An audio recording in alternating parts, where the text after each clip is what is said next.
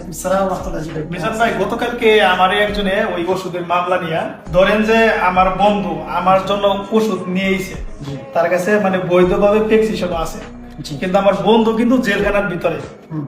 ওষুধ নিয়েছে আমার জন্য সবকিছু ডকুমেন্টস। কারণ এই মামলা কি কোনোভাবে ওই বন্ধুরে আমি জেলখানা থেকে বাইর করতে পারবো?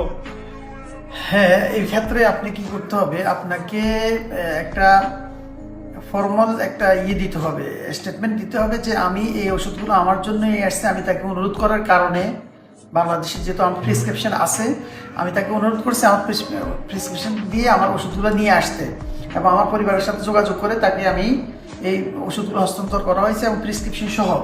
আর আমার প্রেসক্রিপশন যেহেতু সত্যায়িত করা আছে, তা এই জন্য আমি আমার বন্ধুর বিরুদ্ধে যে মামলা দায়ের করা হয়েছে, আমি তাকে এই মামলা থেকে রেহাই করতে চাই, এবং আমি আমার এই যে এই ওষুধগুলো আমি এটার জন্য আপনাদেরকে লিখিত ডকুমেন্ট দিতে পারি, এটা বলে মানে তাদেরকে তাহলে একটা বের করা সম্ভব? হ্যাঁ, বের করা সম্ভব, মানে বের করা সম্ভব, তবে স্বীকার করতে হবে, সে বলতে হবে আমার বন্ধুর ওষুধ।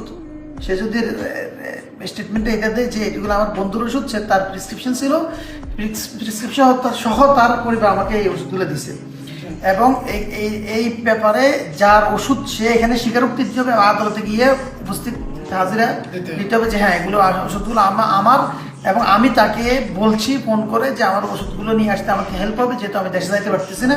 আমার পরিবারকে বলেছি তার কাছে এগুলো হস্তান্তর করতে, প্রেসক্রিপশন সহ তার দেওয়ার পরে সেই ওষুধগুলো নিয়ে আসছে, এবং আমি এটা লিখিত স্টেটমেন্ট দিতে পারবো।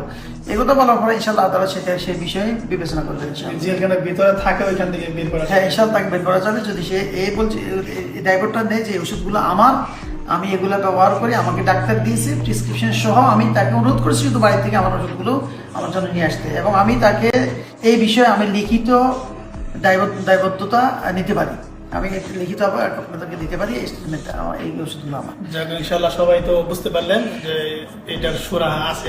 তবে একটা বিষয় মনে রাখবেন, কেউ যদি অন্য কারো ওষুধ আনেন, প্রেসক্রিপশন যদি না থাকে বা সে যদি আপনাকে অস্বীকার করে পড়ে যে না আমি বলি নাই, তাহলে কিন্তু আপনি ফেসে গেছেন, 5 বছর কমপক্ষে জেল হয়ে যাবে, এটা মনে রাখবেন।